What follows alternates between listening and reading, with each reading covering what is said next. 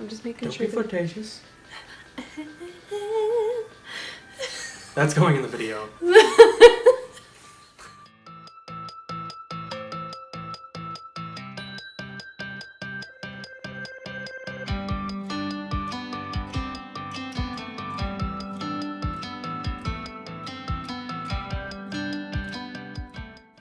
Yo, what's up, guys? It's your boy, Drew. We are going to be talking about our differences today. What are your differences regarding daily life versus big picture? And how does minimalism affect that? You want me to go first with answering the question? That's what I asked. Okay. I mean, really, I feel like the day-to-day for me is a lot more important in the fact that, like, I really benefit mentally and emotionally from doing little things every day. I mean, it makes me really happy to pick clothes up and put the clothes away and do laundry and make sure the dishes are done and paint my nails and go on a walk in the park, and just little intentional, mindful acts like that make a world of difference for me as far as like my emotional well-being and my overall just kind of state of mind. And I have found more and more as I've gotten older that small acts like that on a daily basis are what help me to be a more productive person, as well as just happier overall. And I think that is probably the main difference between the two of us.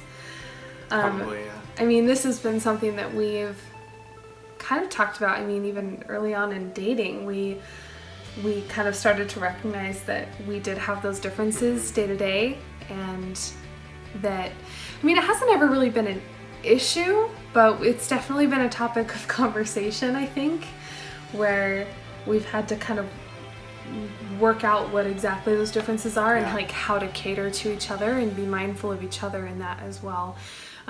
But for me, I think I really do focus more on the small things that add up to a big thing. If that makes sense? Which works really well because I am polar opposite.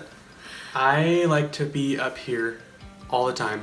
I'm never in the day-to-day, which can be problematic sometimes because I get so caught up in the future and what the future holds that it causes some really bad anxiety sometimes. And sometimes I actually have a negative outlook on life, even though I shouldn't.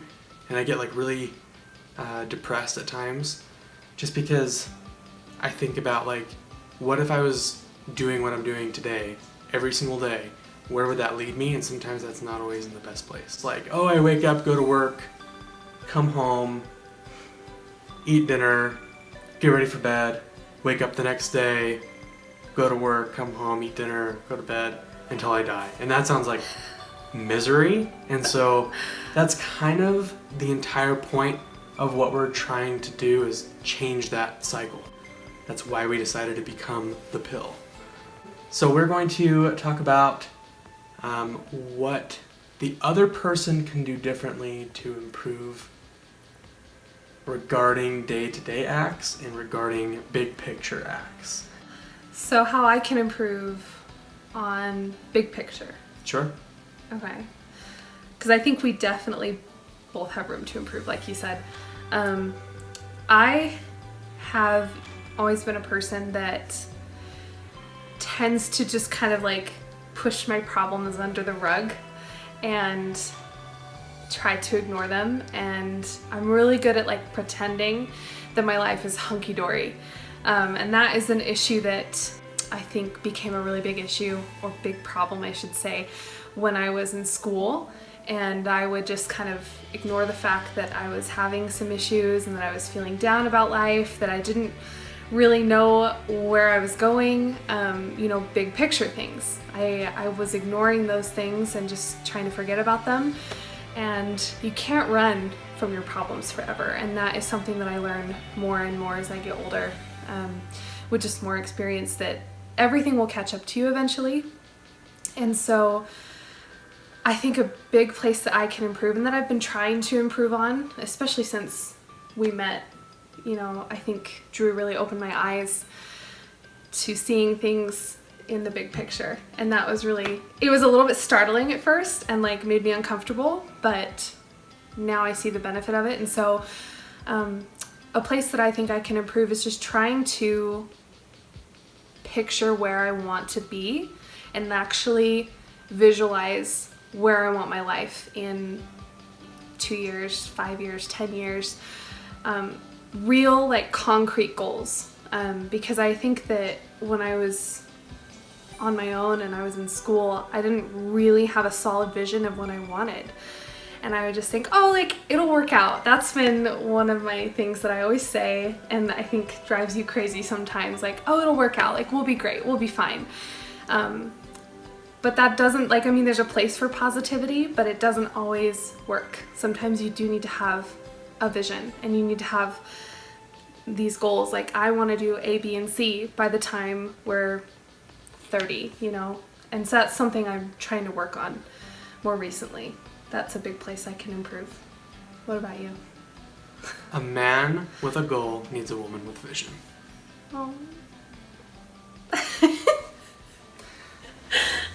No, I really think, like, honestly, for me to improve, I need to just start doing daily tasks that would lead me to where my end result wants to be, or what my end result.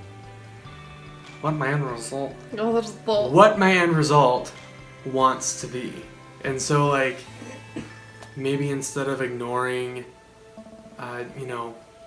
doing the budget on a weekly or bi-weekly basis, we sit down to do that. And sometimes that bugs me, but it honestly helps every single time we do the budget.